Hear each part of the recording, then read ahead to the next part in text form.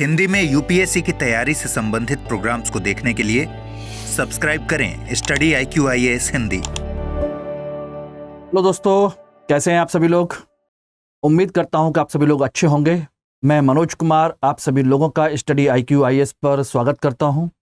आज हम लोग संडे के दिन, आपको पता ही है कि पूरे सप्ताह भर के जो समसामयिक अर्थव्यवस्था के जो टॉपिक हैं, जिन्हें हम लोग करंट वीकली इकोनॉमी कहते हैं, उसका हम लोग कंपाइलेशन का पूरा डिस्कशन करते हैं।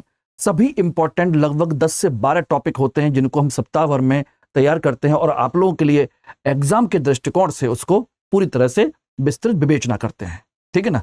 तो आज उसी संदर्भ में आज हम लोग बात करेंगे वीकली इकोनॉमी कंपाइलेशन का लेक्चर नंबर 9 यानी कि 9वें सप्ताह की इंपॉर्टेंट जितनी भी आर्थिक गतिविधियां हैं उन पर हम लोग चर्चा करेंगे, जो आपके प्रारंभिक परीक्षा या मेंस परीक्षा में कहीं पर भी यूपीएससी, स्टेट पीएससी सभी जगह पर काम आ सकती हैं। ठीक है ना।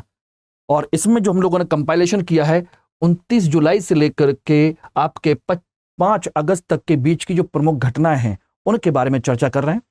कुछ एक घटनाएं ऐसी भी हैं जो इससे पहले की हैं लेकिन काफी इंपॉर्टेंट हैं, उनको भी हम इसमें शामिल करेंगे। तो दोस्तों बस एक चीज ध्यान रखिएगा, ये जो हम लोग कंपाइलेशन कर रहे हैं इसको प्रॉपर तरीके से आप लोग अपना एक नोट्स बना लीजिए, एक रजिस्टर बना लीजिए इकोनॉमी का, जिसमें डेट वाइज या सप्ताह वाइज जितनी भी इंपॉर्टेंट चीजें हैं उनको अगर नोट्स बनाते चले जाएंगे तो साल भर में आप देखेंगे जब आप एग्जाम देंगे तो सारी चीजें आप लोगों की तैयार हो चुकी होंगी।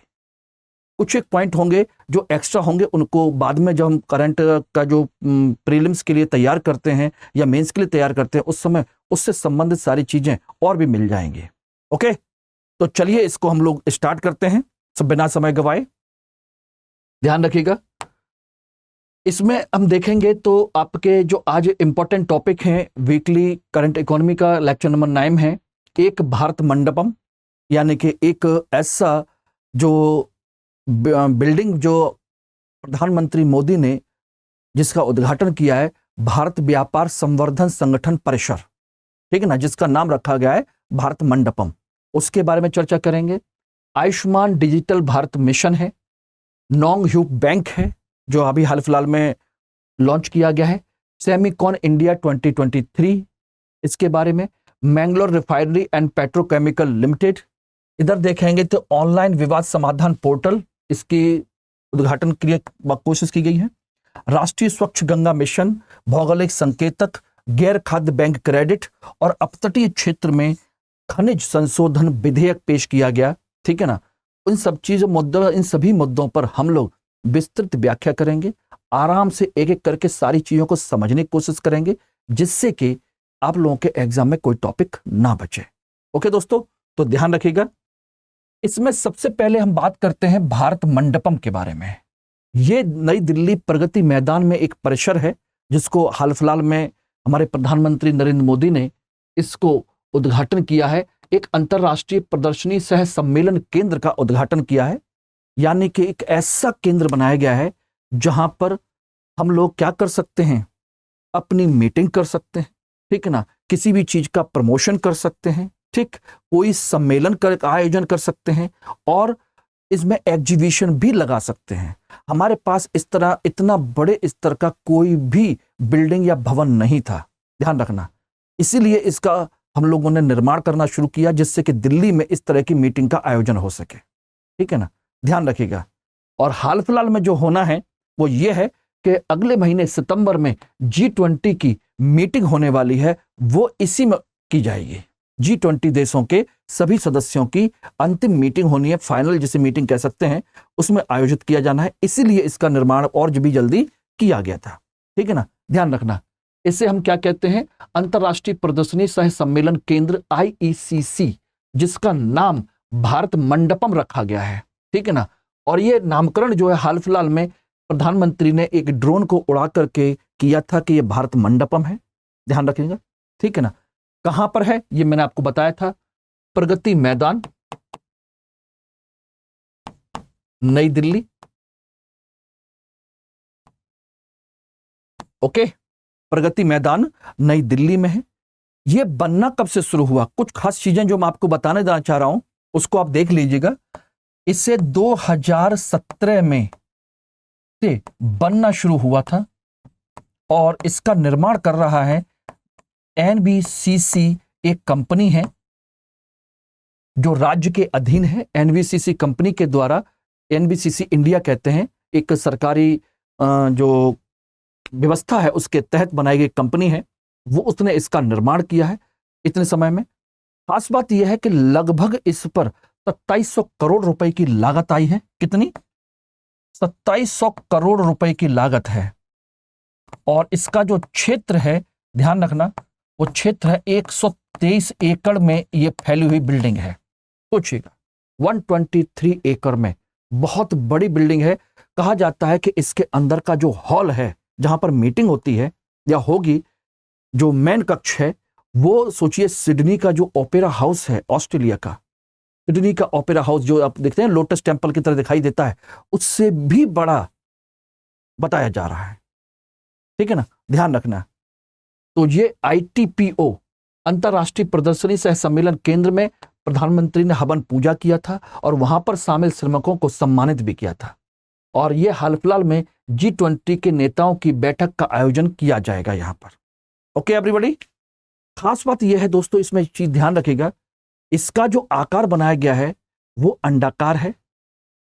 भारतीय संस्कृति की जो विरासत है उसको देखते हुए शंख के जो आकार, क्या इसको शेप दिया गया है जैसे शंख होता है ना, उसी तरीके का। इनके हॉल के अंतर्गत हमने जो कला संस्कृति से इसको सुसज्जित किया है, उसमें 2 से 3 चीजों पर विशेष तौर पर ध्यान दिया है।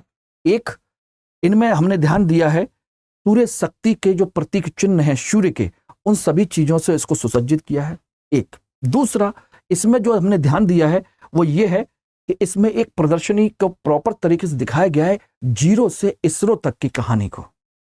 जीरो यानी कि भारत ने जब जीरो का आविष्कार किया था प्राचीन काल में, और वहां से हमारी जो वैज्ञानिक जर्नी स्टार्ट हुई है, इसरो तक की पूरी कहानी, इन सब चीजों से भी इसको सुसज्जित किया गया है। और तीसरी सबसे महत्वपूर्ण चीज है वो ये है, इसमें 5 जो तत्व हैं जिनको हम महाभूत तत्व कहते हैं, पृथ्वी, अग्नि, जल, वायु, आकाश, इन सब का भी प्रदर्शन किया गया है। इन सब में ध्यान रखिएगा, तो इसलिए ये काफी महत्वपूर्ण बन जाता है। अब कहोगे संस्कृति का प्रदर्शन है तो इकोनॉमी में क्या लेना देना है? एक्चुअली में अंतरराष्ट्रीय स्तर पर जितने भी आपके मीटिंग्स, एग्जीबिशंस जो होंगे वो सब यहीं पर होंगे। और इसका निर्माण जो है, जिसे हम कहते हैं ITPO, ये रहा, इसका जो निर्माण है, ये ध्यान रखना, आपका वाणिज्य एवं उद्योग मंत्रालय के अंतर्गत आता है। ये किसके अंतर्गत आता है? वाणिज्य एवं उद्योग मंत्रालय के। ठीक है ना, वही इसकी देखरेख करेगा, सारी चीजें करेगा। इसका प्राइम ऑब्जेक्टिव है कि हम दुनिया भर के बड़े से बड़े संगठन, एग्जीबिशंस, मीटिंग्स, इन सब चीजों को हम यहां पर ऑर्गेनाइज करें और अपनी भारत की अर्थव्यवस्था है उसको आगे बढ़ावा दें, क्योंकि इन्हीं सब चीजों से दुनिया में हमारी पहचान बढ़ती है, लोग हम पर भरोसा करते हैं और हमारी सांस्कृतिक विरासत के साथ भी जुड़ते हैं। ओके, तो ये ध्यान रखिएगा, इसमें इन सब चीजों को ध्यान में रखा गया है। ओके, चलिए अगले टॉपिक की तरफ बढ़ते हैं। इसमें अगला टॉपिक है Ayushman Bharat digital mission. Ayushman Bharat digital mission, अब ये चर्चा में क्यों है? ध्यान रखिएगा, ये चर्चा में इसलिए है कि अभी हाल ही में राष्ट्रीय स्वास्थ्य प्राधिकरण, नेशनल हेल्थ अथॉरिटी, उसने डिजिटल स्वास्थ्य को बढ़ावा देने और सभी के लिए स्वास्थ्य की देखभाल की पहुंच बढ़ाने के लिए आयुष्मान भारत डिजिटल मिशन के तहत, ABDM कहते हैं, आयुष्मान भारत डिजिटल मिशन, इसके तहत भारत में 100 माइक्रोसाइट्स परियोजनाओं की शुरुआत की है। किसकी? 100 माइक्रोसाइट्स परियोजनाओं की। अब बात कहोगे कि ये है क्या? ये क्या चीज है माइक्रोसाइट्स? ये माइक्रोसाइट्स कुछ भी नहीं है, बल्कि ये माइक्रोसाइट्स होती हैं जो आपके छोटी छोटी जगहों पर, जो आपके छोटे हॉस्पिटल्स होते हैं, ठीक है ना, नर्सिंग होम होते हैं, ठीक है ना, आपकी प्रयोगशालाएं होती हैं, आपकी फार्मेसी होती हैं। ध्यान रखना, प्रयोगशालाएं, फार्मेसी, ठीक, नर्सिंग होम, क्लिनिक होते हैं। इन सब का क्या होता है? एक समूह होता है, जहां पर ये सारी चीजें विकसित होती हैं, उनको कहा जाता है माइक्रोसाइट्स। इन सब का क्या होता है? समूह। और इन सब को समूह को हम लोग माइक्रोसाइट्स कहते हैं। ओके दोस्तों, ध्यान रखिएगा। और इन माइक्रोसाइट्स को हम क्या कर रहे हैं? डिजिटलाइज करने की कोशिश कर रहे हैं कि डिजिटल लेवल पर इनको कनेक्ट करेंगे, इनको हम डिजिटल फॉर्म में डेवलप कर रहे हैं पूरे देश में। ठीक है ना? क्यों कर रहे हैं? क्योंकि हम चाहते हैं कि जितने भी भारत में गरीब तबका है, जो जरूरतमंद है, जिसको स्वास्थ्य संबंधी समस्याएं हैं, उन सभी मरीजों की हमारे पास एक डाटाबेस तैयार हो जाए। ठीक है ना? ध्यान रखना, इसका डिजिटल करने का मतलब है मरीजों का डाटाबेस तैयार करना,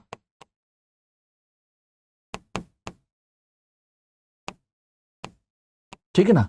उनका डाटाबेस तैयार करना, जिससे कि हमको प्रॉपर तरीके से सारी चीजों की जानकारी हमें मिल सके। ठीक है ना? ध्यान रखना, उनका स्वास्थ्य कार्ड का रिकॉर्ड तैयार करना, स्वास्थ्य जो कार्ड सरकार दे रही है उनका रिकॉर्ड तैयार करना क्या है वो देखेंगे। तीसरी सबसे बड़ी चीज एक और भी है कि इसमें हम निजी क्षेत्र को शामिल करेंगे। निजी क्षेत्र के जो पेशेवर होंगे, निजी क्षेत्र को शामिल करना, और उन निजी क्षेत्र के पेशेवर लोगों को इसमें शामिल किया जाएगा, उनका रजिस्ट्रेशन किया जाएगा, उनका पूरा का पूरा एक स्ट्रक्चर बनाया जाएगा, उनकी पूरी पड़ताल की जाएगी, और उनको दी जाने वाली सुविधाओं को हम लोग प्रॉपर चेक कर पाएंगे। वो कितने मरीजों को प्रॉपर तरीके से देख रहे हैं, कहाँ पर क्या क्या सुविधाएं मिल रही हैं, कहाँ पर कौन कौन सी मेडिसिन, कौन कौन से इंस्ट्रूमेंट्स प्रॉपर यूज हो रहे हैं, नहीं हो रहे हैं, तो हर चीज की यहां से जानकारी मिल जाएगी। और छोटे छोटे स्तर तक सोचिएगा, स्वास्थ्य सुविधाओं की पहुंच बढ़ेगी डिजिटल फॉर्म में। आने वाला समय दोस्तों ध्यान रखिएगा, डिजिटल का ही है।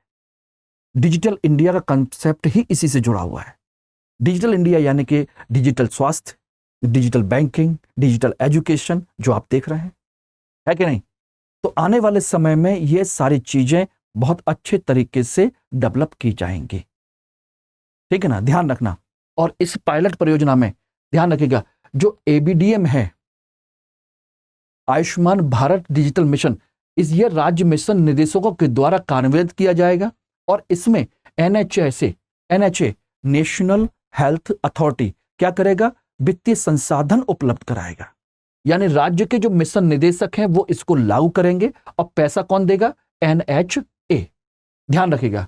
और इसका पहला एनएचए, ध्यान रखिएगा, यहां पर नोट कर लीजिए, पहला जो आपका जो माइक्रो साइट्स है वो आपकी बंबई में लॉन्च की गई थी। बंबई में, ध्यान रखिएगा, 2022 में पहली माइक्रोसाइट लॉन्च की गई थी। पायलट माइक्रोसाइट 2022 अक्टूबर में, ध्यान रखना, पहली माइक्रोसाइट लॉन्च की गई। ध्यान रखिएगा। ओके एवरीबॉडी, ठीक? तो इसमें 3 से 4 चीजें, माइक्रोसाइट परियोजना क्या होती है पता होना चाहिए, उसमें क्या क्या चीजें शामिल होती हैं, क्यों बनाई जा रही हैं, जिससे कि पूरे भारत में सभी क्षेत्रों तक इसकी पहुंच बढ़ सके, डिजिटल फॉर्म में की जा रही है, जिससे कि मरीजों का पूरा डाटाबेस तैयार हो सके, स्वास्थ्य कार्ड उनका प्रॉपर तरीके से मैनेज हो सके। ठीक ना? साथ के साथ हम निजी क्षेत्र के जो पेशेवर लोग हैं उनको इसमें रजिस्टर कर सकें, उनको ट्रेंड कर सकें, उनका भी डाटाबेस तैयार हो, उनको क्या सुविधाएं दी जा रही हैं वो भी उनमें सारी चीजें शामिल हो। ठीक है ना? इस तरीके से हम गरीब से गरीब लोगों तक, जरूरतमंद लोगों तक, दूर दराज के लोगों तक भी हम स्वास्थ्य सुविधाएं पहुंचा सकते हैं, और बिना किसी समस्या के। सोचिएगा, ये इसका उद्देश्य है। और इसको चलाएगा कौन? इसको चलाएगा आपका एबीडीएम के तहत राज्य के जो निदेशक हैं वो इसको चलाएंगे, और इसमें वित्तीय सहायता जो है कौन देगा? एनएचए, नेशनल हेल्थ अथॉरिटी, ये फाइनेंस प्रोवाइड कराएगा। Okay everybody, clear? तो ये सारी चीजें हैं जो आपको इसमें ध्यान देना है। चलिए, इसके बाद एक इंपॉर्टेंट और भी है। अभी हाल फिलहाल में ये बैंक चर्चा में आया है, जिसका नाम है नॉन्ग ह्यूप बैंक, एनबी कहते हैं इसको, एनएचबी कह सकते हैं, एनएच। ये बैंक अभी हाल फिलहाल में क्यों चर्चा में आया है? क्योंकि इससे आरबीआई ने अभी भारतीय रिजर्व बैंक के अधिनियम 1934 की दूसरी अनुसूची में इसको शामिल किया है। यानी कि अब यह कैसा हो गया है, अनुसूचित बैंक बन गया है, अनुसूचित बैंक की श्रेणी में आ गया है। ध्यान रखना, ओके, इसमें आ गया है, अनुसूचित बैंक की श्रेणी में आ गया है। और इसको लेकर के आरबीआई ने दिशा निर्देश जारी कर दिए हैं। ये आपका नोंगपिंग बैंक है कहां का, ध्यान रखिएगा, ये दक्षिण कोरिया का बैंक है। इसका जो हेड ऑफिस है वो सियोल में है। ध्यान रखना, दक्षिण कोरिया का बैंक है और हेड ऑफिस कहां है, सियोल में। खास बात, इसने अपना पहला, ध्यान रखिएगा, इस बैंक ने अपनी पहली यूनिट मत कहिए, बल्कि अपना संपर्क कार्यालय जो खोला था 2016 में गुड़गांव में खोला था, संपर्क कार्यालय यानी कनेक्टिंग ऑफिस। और अभी हाल ही में इसने अपनी पहली ब्रांच, इस बैंक ने अपनी पहली ब्रांच 2023 जुलाई में आपकी खोली है नोएडा में। जुलाई 2023 में इसकी ब्रांच खोली गई है। ओके एवरीबॉडी, अब बात आती है कि आखिर ये अनुसूचित बैंक का कंसेप्ट क्या है, क्या हमको ये पढ़ना चाहिए। देखिए, ये तो आपके एसएससी के लेवल का क्वेश्चन है कि नोंगह्यू बैंक कहां का है, ठीक है ना, इसके पहली शाखा कहां खुली है, इसका संपर्क कार्यालय कहां खुला। हमारा जो यूपीएससी का जो लेवल का क्वेश्चन है वो ये है कि अनुसूचित बैंक कहते किसको है। अनुसूचित बैंक वो बैंक होते हैं जो आरबीआई के अधिनियम 1934 की दूसरी अनुसूची में रजिस्टर्ड होते हैं, उसमें शामिल होते हैं, और आरबीआई उसको अपनी उस लिस्ट में शामिल करता है, तब उनको अधिसूचित बैंक कहा जाता है, अनुसूचित बैंक। अब कहिए, शामिल करने से फायदा क्या होता है। शामिल करने का एक तो पैरामीटर यह होता है कि वो बैंक की अपनी तुझे कुल चुकता पूंजी और एकत्र धन जो होता है, पेड अप कैपिटल जिसे कहते हैं, वो लगभग 5 लाख रुपए होना चाहिए, जो बहुत छोटा सा अमाउंट है, वो सबके पास होता है। बात इसकी नहीं है, बात यह है कि इसके माध्यम से जब अनुसूचित बैंक बन जाता है तो उसको आरबीआई से ऋण मिलने में आसानी हो जाती है, वो ऋण ले सकता है, ठीक है ना। दूसरा, वो अपने समाशोधन गृह स्थापित कर सकता है, यानी सॉल्यूशन के हाउस जो होते हैं, जो भी प्रॉब्लम्स होती हैं उनको समाशोधन गृहों की स्वामित्व उसको मिल जाता है, जो अपने डिस्प्यूट सॉल्यूशन सेंटर बना सकता है। तीसरी सबसे बड़ी चीज होती है कि वो आरबीआई के डायरेक्ट कंट्रोल में आ जाता है। आरबीआई उसकी पूरी की पूरी एक क्या बन जाता है, गार्जियन बैंक बन जाता है। क्या बन जाता है, गार्जियन। तो 3 चीजें ध्यान रखिएगा, एक, आरबीआई इसके माध्यम से वो उनका गार्जियन बन जाता है, यानी कि वो आरबीआई के भरोसे पर, उसके उत्तरदायित्व पर अब सबके सामने जा सकते हैं। अब हम इस बैंक पर पूरा भरोसा कर सकते हैं कि ये अनुसूचित बैंक है, इसकी गारंटी आरबीआई ने ले रखी है। इसको कोई पैसे की जरूरत पड़ती है, कुछ भी होगा तो आरबीआई से ले सकता है। और आरबीआई के दिशा निर्देश जितने भी होते हैं, जैसे आपका CAR, बात समझिएगा, वो इसको फॉलो करना पड़ता है, कैपिटल एडिक्वेसी रेशियो, ठीक है ना, वो इनको फॉलो करना पड़ता है कि मिनिमम लेवल पर ये रखना ही रखना है। CRR को फॉलो करना पड़ता है, SLR को फॉलो करना पड़ता है, यानी आरबीआई के जितने भी जोखिम से संबंधित प्रावधान होते हैं, उन सभी प्रावधानों को ये इसको फॉलो करना होता है, और लोग इस पर भरोसा कर सकते हैं। अगर अनुसूचित बैंक ना होता तो शायद हो सकता है कि लोग इस पर भरोसा कम करते हैं। ओके, तो ये सबसे बड़ी चीज है। क्लियर हो गया, समझ में आ गया एवरीबॉडी। तो 3 चीजें इसमें ध्यान रखिएगा, एक, आरबीआई के दिशा निर्देश इसको मिलते हैं, ठीक, आरबीआई से इसको ऋण का लाभ मिलता है, लोगों का भरोसा बनता है,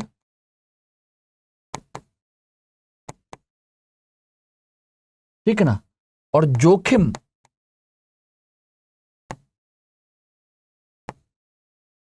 प्रबंधन में सहायता मिलती है।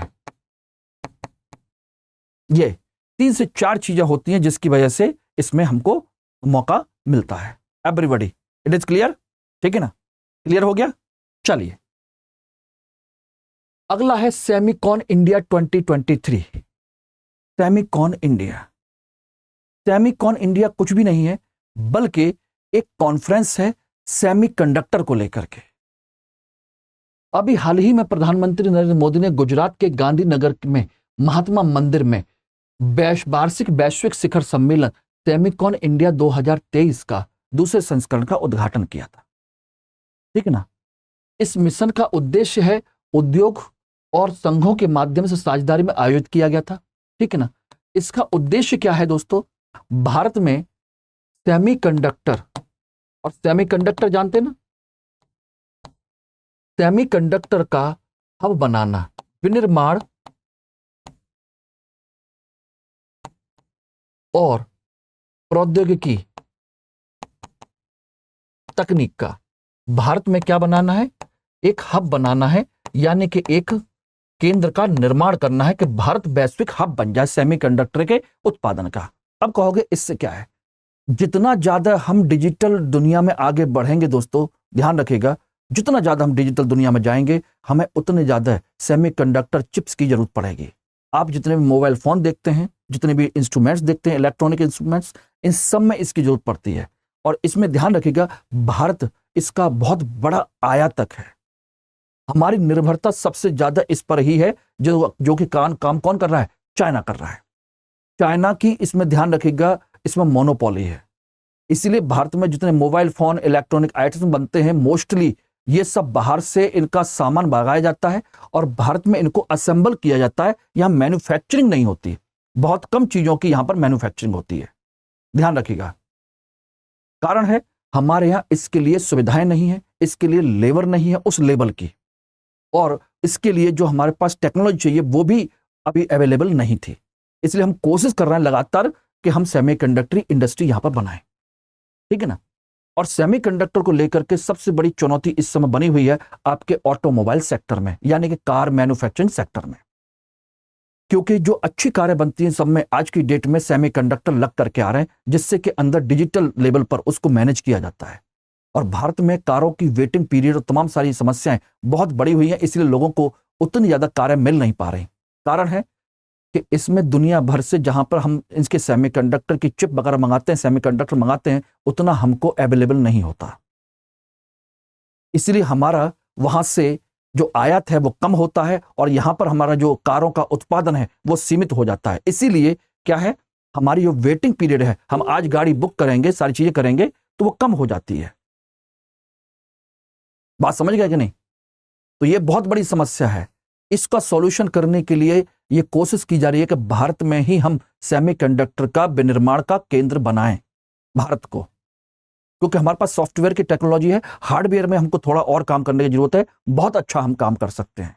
ठीक है ना, इसी के लिए ध्यान रखिएगा, यह कार्यक्रम भारत की सेमीकंडक्टर रणनीति और नीति को प्रदर्शित करता है, जो भारत में सेमीकंडक्टर के डिजाइन, विनिर्माण और प्रौद्योगिकी के विकास के लिए एक वैश्विक केंद्र बनाने की कल्पना करता है कि इसके माध्यम से बनाया जा सकता है।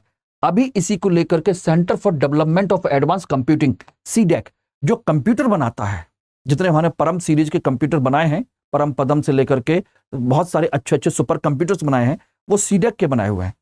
अभी हाल फिलहाल में सीडेक ने यूनाइटेड किंगडम की स्थित semiconductor IP, intellectual property company arm के साथ एक क्या किया है, सहयोग किया है, जिसका नाम है arm flexible access for startup, AFAS।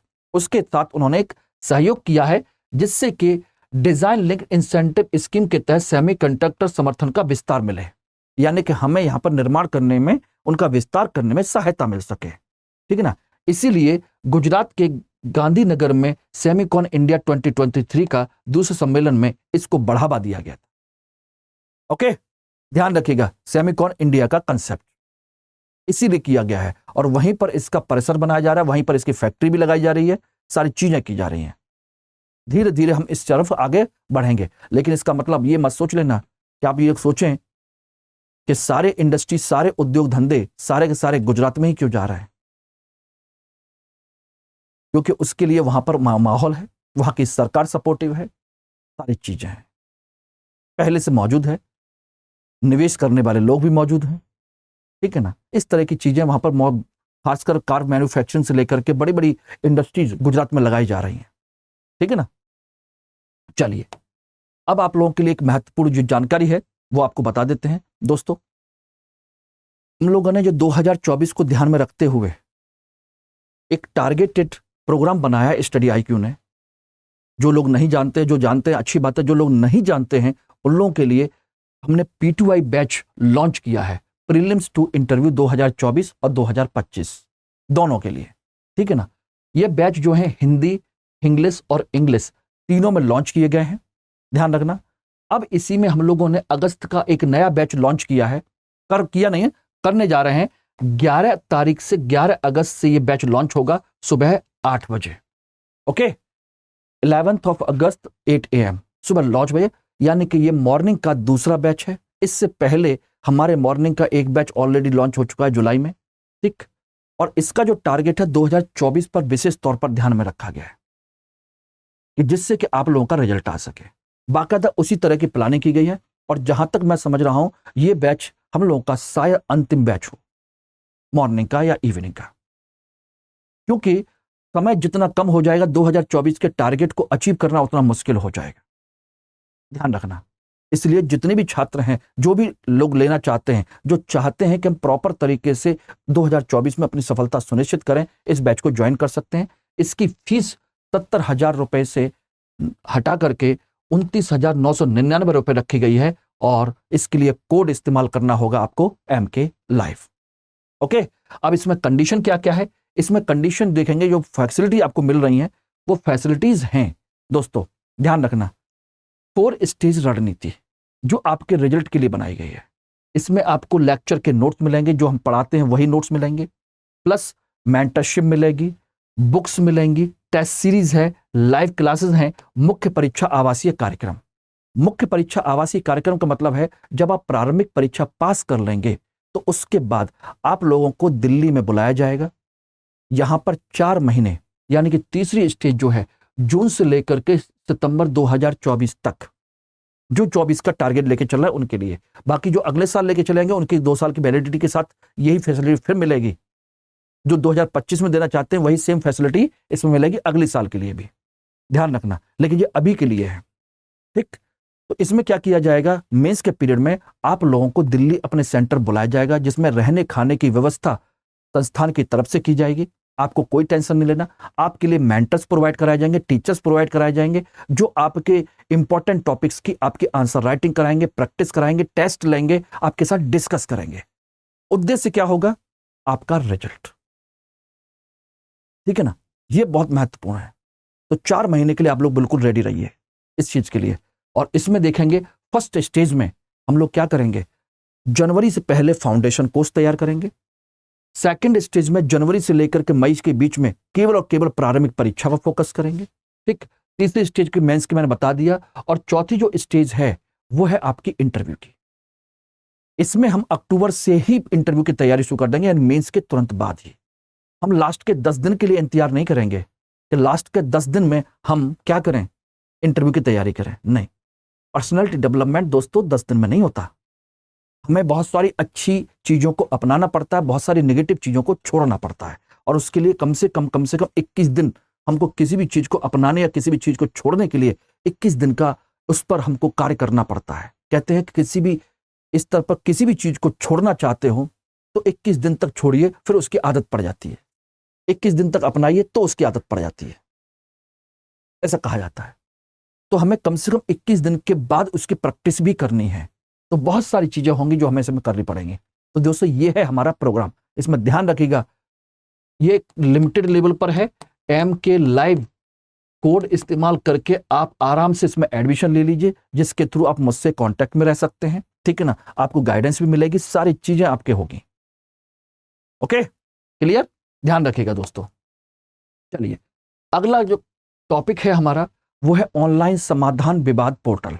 Online विवाद समाधान पोर्टल अभी हाल ही में जो बाजार सुरक्षा अथॉरिटी है, जिसे हम सेबी कहते हैं, सेबी ने आपके MII मार्केट इंफ्रास्ट्रक्चर इंस्टीट्यूशंस, ये रहे,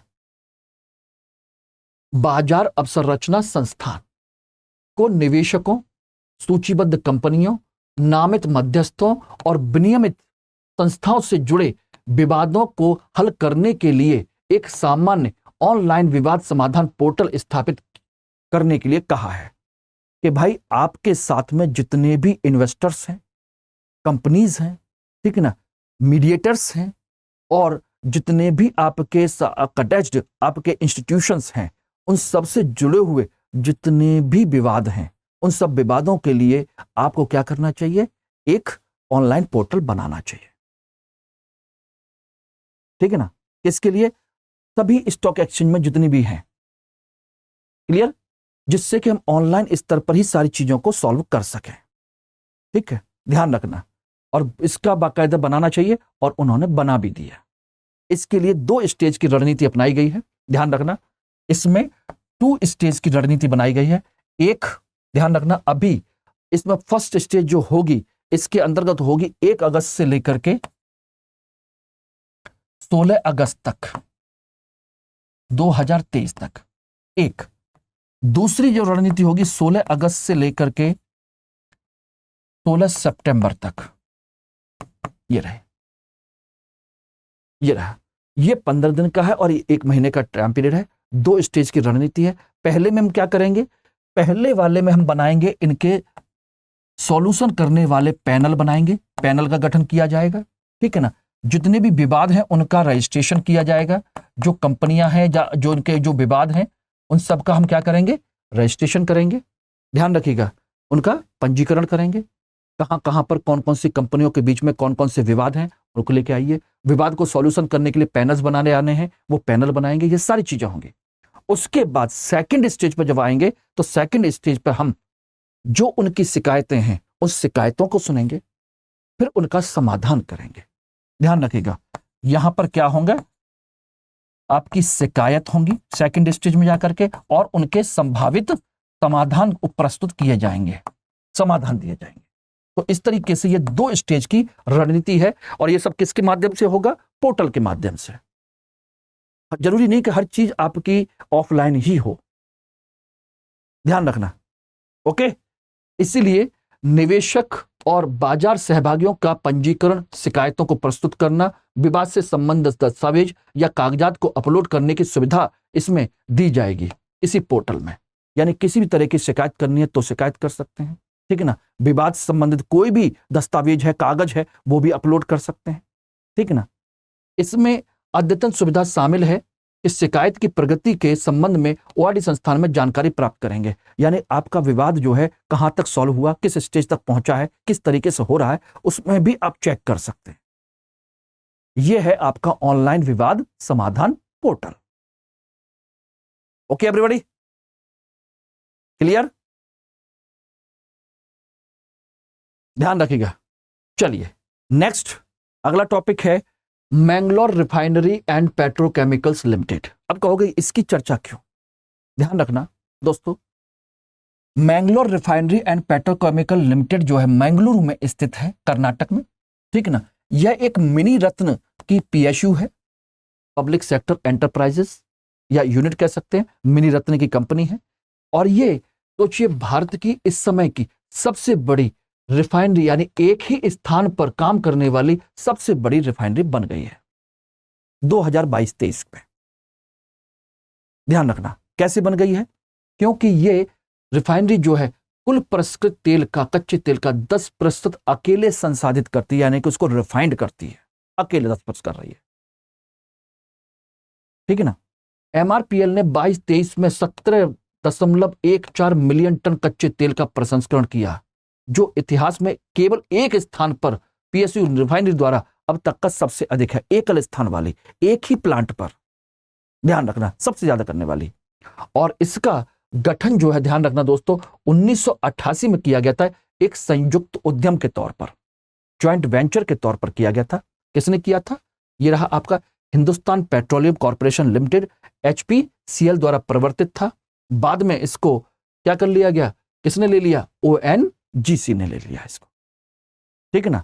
और वर्तमान में इसकी जो क्षमता लगातार क्या किया जा रहा है, 15 मिलियन मीट्रिक टन प्रतिवर्ष तक बढ़ाने के लिए इस पर 2 चरणों पर काम किया जा रहा है कि इसके माध्यम से हम लगातार कितना पेट्रोल, डीजल या कच्चे तेल का रिफाइंड कर सकें, कम से कम 15 मिलियन टन एवरी ईयर।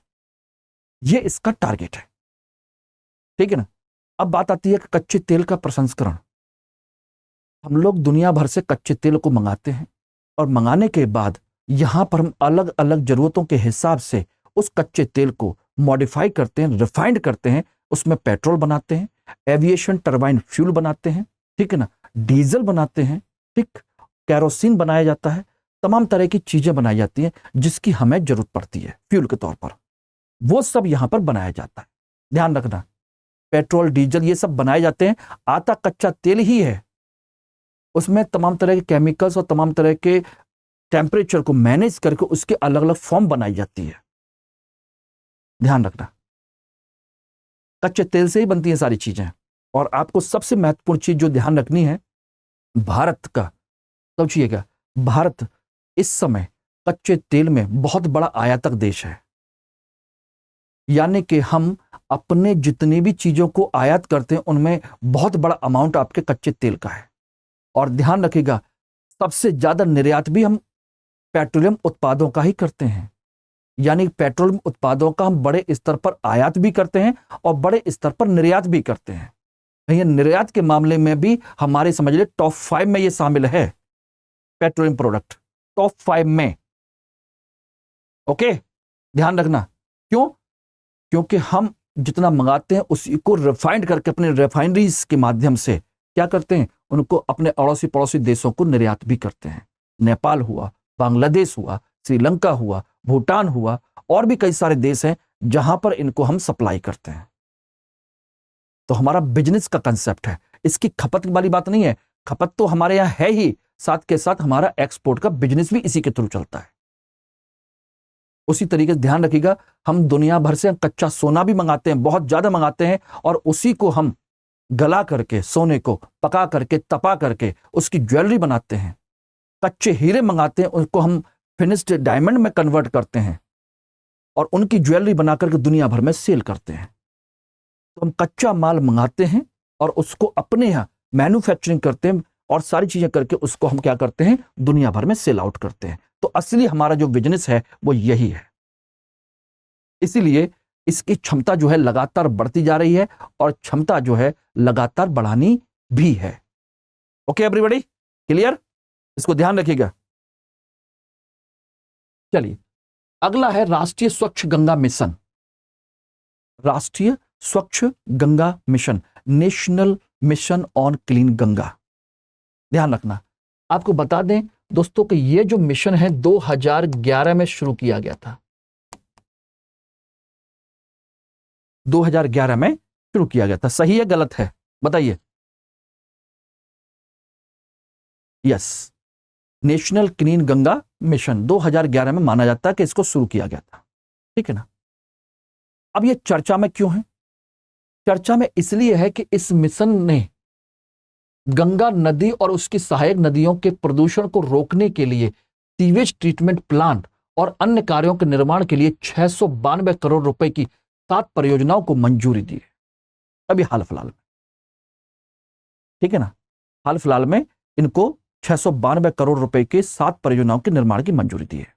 ठीक, एनएमसीजी के महानिदेशक डॉक्टर अशोक कुमार ने की अध्यक्षता में 1 अगस्त को आयोजित इसकी कार्यक्रम कार्यकारी समिति ने 50वीं बैठक में इसकी मंजूरी दी गई थी। इसके तहत अगर देखेंगे तो उत्तर प्रदेश की 3 परियोजनाएं हैं। कहां कहां पर? एक है आपके लखनऊ में, दूसरी है प्रयागराज में, ठीक है ना, और तीसरी है आपकी हापुड़ में। अब कहोगे लखनऊ में तो गंगा बहती ही नहीं है। लखनऊ में गंगा नहीं बहती, लेकिन गंगा आपके लखनऊ में गोमती तो है, और गोमती जाकर के कहां मर्ज हो जाती है। अब गोमती गंदी होगी तो उसका गंदा पानी कहां जाएगा? ठीक, प्रयागराज में डायरेक्ट गंगा है, ठीक, और हापुड़ में आपकी काली नदी है, काली नदी। और काली नदी जाकर के आपके, सोचिएगा, बरेली के आसपास जाकर के ये क्या होता है, गंगा में मिल जाती है। यही वहां से होकर के आकर के सोचिए एटा के आसपास से होते हुए ये कहां जाकर मिल जाती है, बरेली के उधर जाकर के मिल जाती है गंगा में। तो ये भी गंगा की सहायक नदी है।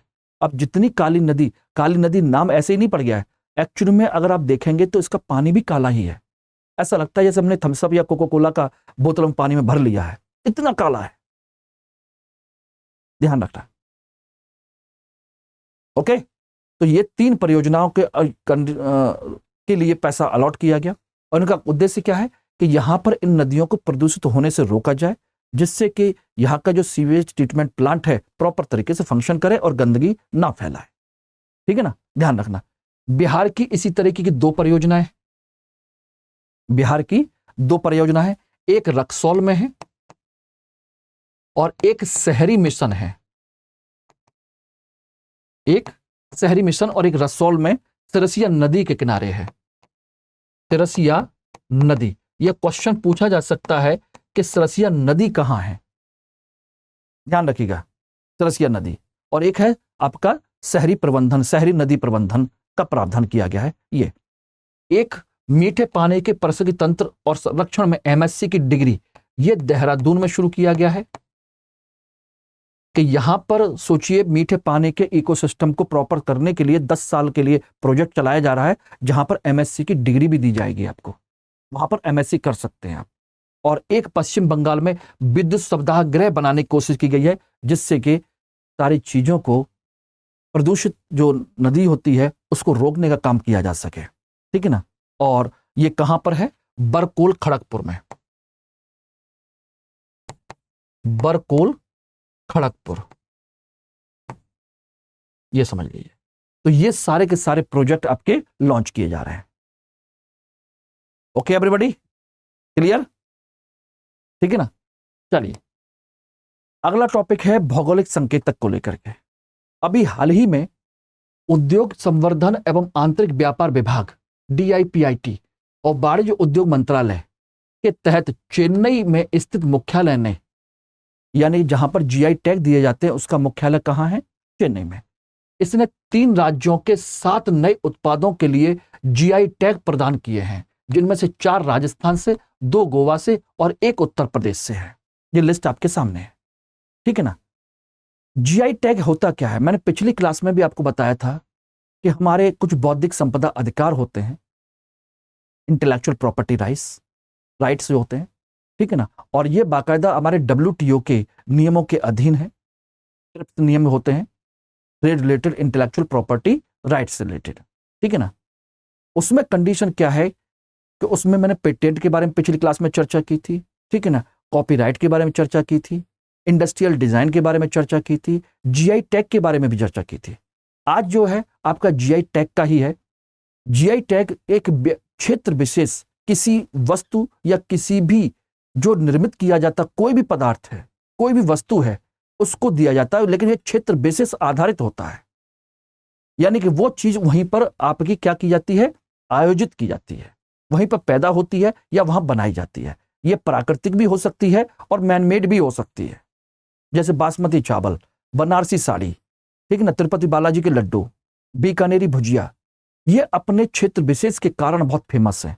और इससे क्या होता है, जब इनको GI टैग दे दिया जाता है तो इसकी पहचान दुनिया भर में हो जाती है। इसकी वजह से उसके उत्पादन और उसके वितरण में बहुत लाभ मिलता है, उसके व्यापार में लाभ मिलता है और उसकी पहचान बढ़ती है। ठीक है ना। तो इसमें देखा जाए तो राजस्थान के कौन कौन सी 4 हैं। उदयपुर की कोफ्तगारी धातु शिल्प, धातु शिल्प मतलब इसमें ध्यान रखिएगा, शस्त्र तो आपके जो बनाए जाते हैं उन पर कारीगरी की जाती है सोने चांदी की, यानी कि शस्त्रों पर क्या की जाती है, सोने चांदी की कारीगरी की जाती है, ध्यान रखना। दूसरा बीकानेर के कसीदाकारी शिल्प, कसीदाकारी यानी कि उस पर डिजाइन करना कपड़ों पर, ठीक है ना, कपड़ों पर कसीदाकारी शिल्प। बीकानेर की उस्ताकला शिल्प, ये भी है उस्ताकला शिल्प। ये किसका है, ये भी कपड़ों के रंगने की, सॉरी उसकी है स्वर्ण चित्रकारी, स्वर्ण की है, सोने की, ठीक है ना, स्वर्ण की नक्काशी की जाती है, सोने चांदी की नक्काशी की जाती है, ठीक है ना। और एक है जोधपुर का बंधेज शिल्प, बंधेज है कपड़ों से संबंधित, कपड़ों के रंगने की एक जो शैली है, बांधने की शैली है, वो है आपकी बंधेज शिल्प। ठीक है ना, जिसे हम क्या कहते हैं, कपड़ों को बांधने और रंगने की कला, ये जोधपुर की। ठीक, अभी उसी तरह से गोवा में है। गोवा का मंकुर आम और गोवा का बेम्बिका। मंकुर आम तो वहां का फेमस है ही है, साथ के साथ बेम्बिका क्या है, बेम्बिका एक प्रकार की मिठाई है और इसे डेजर्ट की रानी कहा जाता है। डेजर्ट की रानी। अब कहोगे डेजर्ट क्या होता है? डेजर्ट तो सर हम मरुस्थल को कहते हैं, ठीक है ना, रेगिस्तान को कहते हैं। नहीं बेटा, ध्यान रखिएगा, आज की डेट में पढ़े लिखे लोग जो हैं, अब वो मिठाई नहीं कहते, स्वीट्स नहीं कहते हैं, डेजर्ट कहते हैं मिठाई को। जैसे हम आम आदमी लोग हैं, क्या बोलते हैं? बिस्किट को बिस्किट बोलते हैं पढ़े लिखे लोग, हम लोग। और हमसे भी थोड़े से और ज्यादा एलीट क्लास के हो जाते हैं तो सोचिए वो क्या बोलते हैं? कुकीज। कभी कभी सुना है ना टीवी पर ऐड, अमिताभ बच्चन का किसी भी बिस्किट का ऐड सुना होगा, ब्रिटानिया कुकीज। बड़े लोग और ज्यादा एलीट क्लास के लोग उसी को कुकीज कहते हैं, आम लोग हमारे तुम्हारे जैसे लोग बिस्किट कहते हैं। सेम उसी तरीके से मिठाई को हम लोग पढ़े लिखे लोग क्या कहते हैं? स्वीट्स कहते हैं। और ज्यादा पढ़े लिखे लोग तथाकथित तौर पर एलीट क्लास के लोग उनको क्या कहते हैं? डेजर्ट, कुछ मीठा हो जाए, ठीक है ना। तो वही है डेजर्ट, एक प्रकार की वहां की मिठाई है, उसको दिया गया है। और एक है उत्तर प्रदेश का जलेसर की धातु शिल्प। धातु शिल्प में जलेश्वर में उत्तर प्रदेश में क्या होता है? घुंघरू बनाए जाते हैं, घुंघरू और घंटियां, और इनसे सारी चीजों का कई सारी चीजें बनाई जाती हैं। ये काफी ज्यादा फेमस है। आपका घुंघरू और घंटियों के लिए जलेसर सबसे ज्यादा फेमस है। ओके, ध्यान रखिएगा। ठीक, तो ये आपके हाल फिलहाल में चर्चा में हो सकता है, मैचिंग में आपके क्वेश्चन पूछ लिए जाए, कहां कहां का कौन कौन सी कला है, ठीक है ना, ध्यान रखना। अगला टॉपिक है गैर खाद्य बैंक क्रेडिट। एक टॉपिक इसमें देखेंगे गैर खाद्य बैंक क्रेडिट का। अभी हाल फिलहाल में आरबीआई ने एक रिपोर्ट जारी की है जिसे हम कहते हैं sectoral deployment of bank credit June 2023, यानी क्षेत्रवार जो बैंक का क्रेडिट है वो क्षेत्रवार उन्होंने जारी किया। और इसके अंतर्गत उन्होंने, सोचिएगा, जो क्रेडिट जारी किया है वो 40 बैंकों का निकाला गया है उनका। ध्यान रखना, 40 बैंकों से डाटा कलेक्ट किया गया। जितने भी आपके 40 अनुसूचित बैंक हैं उन सबके डाटा को निकाला गया और देखा गया कि खाद्य और गैर खाद्य कितने आपके बैंक क्रेडिट में वृद्धि हुई है, किस किस क्षेत्र में कितनी कितनी वृद्धि हुई है। और वृद्धि आप हमेशा जानते हैं पिछले साल से हमेशा तुलना की जाती है, ठीक है ना।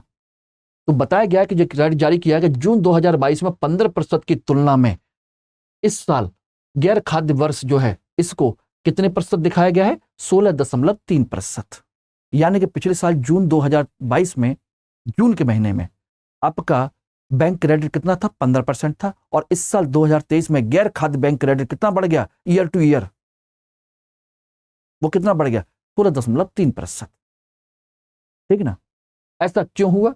इसमें सेवा क्षेत्र, खुदरा क्षेत्र, कृषि क्षेत्र और संबद्ध गतिविधियों जैसे क्षेत्रों में क्रेडिट की मजबूत मांग के कारण हुआ। भाई इसमें मांग बढ़ रही है लगातार। दूसरी ओर खाद्य बैंक क्रेडिट में जून 2023 में -55 की गिरावट की तुलना में इस बार -25.4 की गिरावट देखी गई है। यानी कि इसमें थोड़ा सा हम सुधार में आए हैं। खाद्य क्रेडिट में, यानी खाने पीने के लिए कौन उधार लेता है, जो उसमें सोचिए हम पिछले साल सोचिए जून में -55% थे और इस साल -25.5% है खाने के क्षेत्र में उधार लेने के मामले में। यानी कुल बैंक क्रेडिट देखा जाए तो खाद्य क्रेडिट और गैर खाद्य क्रेडिट जून में 14.5% से बढ़कर 2023 में 16.2% हो गया है। ध्यान रखिएगा, ओके। ये गैर खाद्य है और ये टोटल मिलाकर के ये खाद्य है। क्लियर हो गया? अब बात आती है कि गैर खाद्य में सबसे ज्यादा किसमें लिया गया है, किसने किया है? तो आपको बता दें, सबसे ज्यादा जो है आपका क्रेडिट वो है आपको दोस्तों विमानन क्षेत्र में, सिविल एविएशन, विमानन क्षेत्र में। पता है कितना है? 93%। लगातार। ऐसा क्यों हुआ है? क्योंकि हमारे यहाँ विमानन क्षेत्र बहुत तेजी से बढ़ रहा है। हर व्यक्ति आज की डेट में एरोप्लेन से आने जाने की सुविधा मांगता है और उसके पास संसाधन भी जा भी रहा है। लगातार ग्राहकों की संख्या, इस तरह के पैसेंजर की संख्या बढ़ी है, इसलिए छोटे छोटे एयरपोर्ट्स बढ़ रहे हैं। लगातार सोचिए इसमें इन्वेस्टमेंट बढ़ रहा है, तो नेचुरल सी बात है क्रेडिट भी बढ़ेगा। तो सोचिए पिछले साल की तुलना में इस साल 93% क्रेडिट बढ़ा है, समझिएगा। ओके, ध्यान रखना। बाकी में सब उतना ही रहा है, लगभग थोड़ा बहुत ज्यादा बढ़ा है, लेकिन इसमें कुछ ज्यादा ही है, इसमें कुछ ज्यादा ही है। एनबीएफसीओ में खूब बढ़ा है, नॉन बैंकिंग फाइनेंस कंपनीज में भी, उनमें भी खूब बढ़ा है। लगभग उसमें ग्रोथ देखेंगे तो 26.7% की है नॉन बैंकिंग फाइनेंस कंपनीज में, ठीक है ना।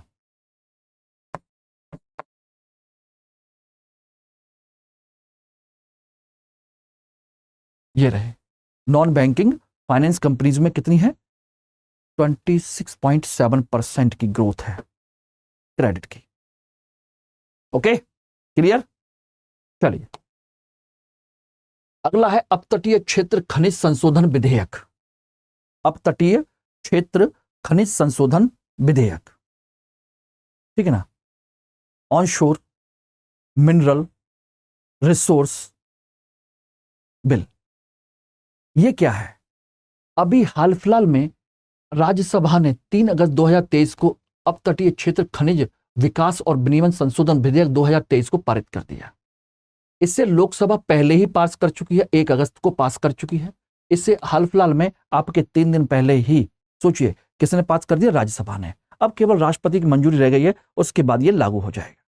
ध्यान रखना, यह अधिनियम सबसे पहले बनाया गया था, अपतटीय क्षेत्र खनिज अधिनियम 2002 बनाया गया था, ध्यान रखना। और यह बनाया गया था, इसे 2010 में लागू किया गया, जारी किया गया। अधिनियम बनाया गया 2002 में, जारी किया गया 2010 में, लागू किया गया, लेकिन उसके बावजूद भी इसमें कोई प्रगति नहीं हुई कि कोई भी खनिज संसाधन को समुद्र के तटों के बाहर जाकर के खनिजों को निकाल सके। यानी कि आपके अपतटीय क्षेत्र जानते हैं, जो आपका समुद्र का किनारा जो होता है, समुद्र के अंदर का हिस्सा, उपतट होता है जो समुद्र का तट का इलाका है, और जो अपतट होता है समुद्र के अंदर का इलाका। जैसे आप फोटो में देख रहे हैं, पानी के अंदर, जहां से हम पेट्रोल डीजल तमाम तरह की चीजों की खुदाई कर सकते हैं, वहां से मिट्टी निकाल सकते हैं, बहुत सारे संसाधन निकाल सकते हैं, लोहे की तमाम सारी चीजों की खुदाई कर सकते हैं। अब ऐसा क्यों है? अभी तक इस पर काम नहीं हो पाया। क्यों? क्योंकि इसकी जो बोली लगाई जा रही थी, वो बोली में कोई काम करने के लिए तैयार नहीं, प्रॉपर तरीके से ढंग से हो भी नहीं पा रहा था। जबकि भारत के पास 20 लाख सोचिए वर्ग किलोमीटर का क्षेत्र है। तो जो गुजरात से लेकर के पूरा क्षेत्र घूम करके आ जाएंगे तो आपके बंगाल तक पूरा का पूरा समुद्री क्षेत्र है। कितना है? EEZ, exclusive economic zone. तो ये बहुत बड़ा क्षेत्र है जहां पर भारत अपना कोई भी आर्थिक गतिविधि कर सकता है, एक्सक्लूसिव इकोनॉमिक जोन की। यह है आपका तट का क्षेत्र, और इसके किनारे किनारे पर यहां पर यह जो क्षेत्र होता है, इसे हम कहते हैं EEZ, एक्सक्लूसिव इकोनॉमिक जोन। और इसके अंतर्गत जहां हमारी रेखा कितनी होती है? यह होती है 200 नॉटिकल माइल तक। यह ध्यान रखना, 200 नॉटिकल माइल तक हमारे समुद्र तट से लेकर के वहां तक यह आपके समुद्री क्षेत्र होता है, जिसका उपयोग आप अपने किसी भी आर्थिक गतिविधि के लिए कर सकते हैं। इसके बाद का जो क्षेत्र होता है वो सबके लिए फ्री होता है। तो भारत के पास सोचिए, बंगाल से लेकर के अरब सागर में जाकर के देखेंगे तो गुजरात तक आपका पूरा क्षेत्र है। इसका उपयोग करना चाहिए। उसी का उपयोग करने के लिए फिर से यह विधेयक लाया गया, जिससे कि बोली लगाने में थोड़ा सा हम मॉडिफाई कर सकें, इन्वेस्टर्स आ सकें और इस क्षेत्र में खुदाई करके सारी चीजों करके इसको और विकसित कर सके और इसके संसाधनों का उपयोग हम कर सकें। ध्यान रखना, यहां पर रेत मिलता है, खनिज संसाधन मिलते हैं, ठीक ना, पेट्रोलियम पदार्थ मिलते हैं, धातुएं मिलती हैं, किसी भी चीज की हम खुदाई कर सकते हैं। और अलग अलग राज्य में अलग अलग समुद्र तट के किनारे बहुत सारी चीजें मिलती हैं। Okay, clear? समझ में आ गया? तो ये है आपका कंसेप्ट एवरीबॉडी। और ये आपके सभी टॉपिक कंप्लीट हो गए हैं। और आप में से किसी व्यक्ति को अगर मुझसे कांटेक्ट करना है, मुझसे बातचीत करनी है, अपनी पढ़ाई संबंधित किसी प्रकार का कोई समाधान करना है, तो दोस्तों आप मुझसे कांटेक्ट कर सकते हैं। माई सेल्फ मनोज, ये मेरा MK लाइव कोड है, ध्यान रखना, जिसमें आप किसी भी कोर्स को परचेज करते हैं, इस कोड को डालेंगे तो आपको बहुत सारी बेनिफिट्स मिल जाएंगे। ये मेरा टेलीग्राम, इंस्टाग्राम और मेल ID है, ठीक है ना। इसको देख लीजिए, कांटेक्ट कर लीजिए आराम से, कोई समस्या नहीं। और ये मेरा टेलीग्राम लिंक है। Okay, clear everybody? चलिए फिर मिलते हैं, आपको नेक्स्ट वीक में फिर मिलते हैं। तब तक के लिए आप लोगों से अलविदा है। Thank you very much. Hindi में UPSC की तैयारी से संबंधित प्रोग्राम्स को देखने के लिए सब्सक्राइब करें स्टडी IQ IAS हिंदी।